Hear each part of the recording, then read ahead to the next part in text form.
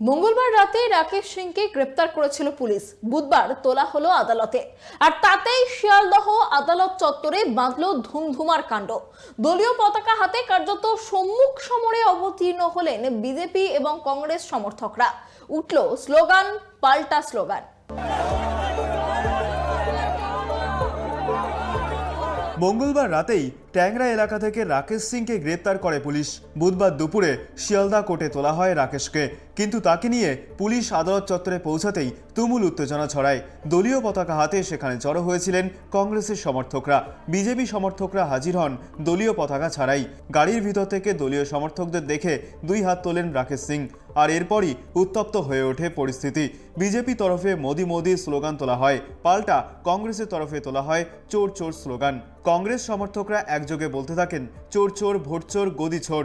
দুই তরফেই ব্যারিকেড ঠেলে এগোনোর চেষ্টা হয়। পুলিশ আটকাতে গেলেও একটা সময় পর দুদিকের ব্যারিকেডই ভেঙে ফেলা হয়। উত্তেজনা ছড়ায় শিয়ালদহ আদালত চত্বরে।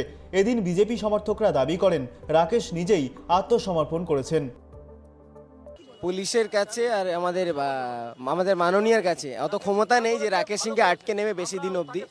যতদিন আটকে নিক, কিন্তু রাকেশ সিং যেটা হাওয়া চালাচ্ছে চারিদিকে, বলছে রাকেশ সিংকে অ্যারেস্ট করা হয়েছে, এটা মিথ্যে কথা। আর রাকেশ সিং নিজেকে অ্যারেস্ট করিয়েছে।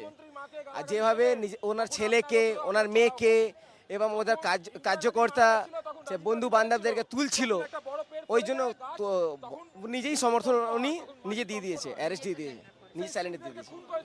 কিন্তু এখানে যেভাবে রাকেশ সিংকে দাগিয়ে দেওয়া হচ্ছে, রাকেশ সিং একটা ক্রিমিনাল, রাকেশ সিং কোনো ক্রাইম করেনি। রাকেশ সিং আমাদের প্রধানমন্ত্রীর মাকে খিস্তি দেওয়া হচ্ছে, তার জন্য মাথা উঁচু করে আন্দোলন করেছে, প্রোটেস্ট করেছে। অন্যদিকে কংগ্রেস সমর্থকরা বলেন কাপুরুষের মতো লুকিয়েছিলেন, পুলিশ বাড়ি থেকে টেনে হিঁচড়ে ধরে এনেছে।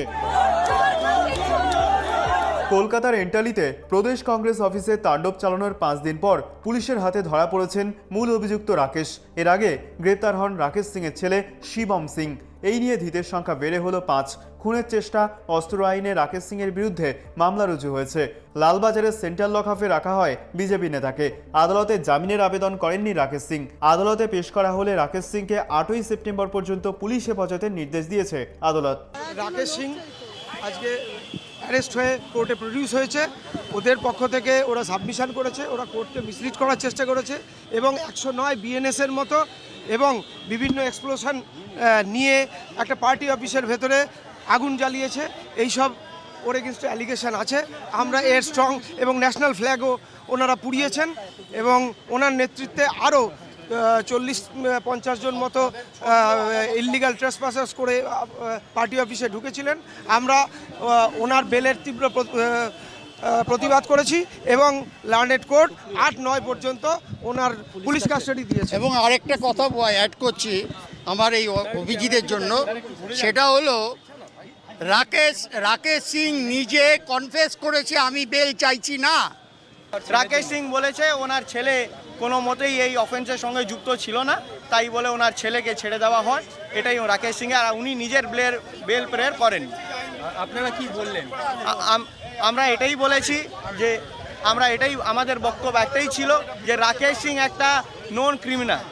58টা মামলা তার বিরুদ্ধে।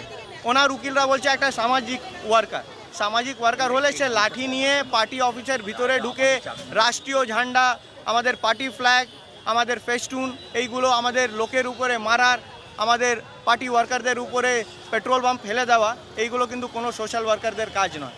প্রদেশ কংগ্রেসের সদর দপ্তরে হামলার অভিযোগ ওঠে রাকেশ সিংয়ের বিরুদ্ধে এবং তার নেতৃত্বে বিজেপি কর্মী সমর্থকরা হামলা চালায় ওই কংগ্রেসের কার্যালয়ে, এমনটাই অভিযোগ ওঠে। এবং তারপর থেকেই যে ছবি উঠে এসেছে রাকেশ সিংকে খুঁজে পাওয়া যাচ্ছিল না, তিনি পলাতক, এই ধরনের কিন্তু পুলিশের পক্ষ থেকে জানানো হয়। তবে তারপরেই যেমনটা জানা যায় যে রাকেশ সিংয়ের ছেলে, তাকে গ্রেপ্তার করে পুলিশ এবং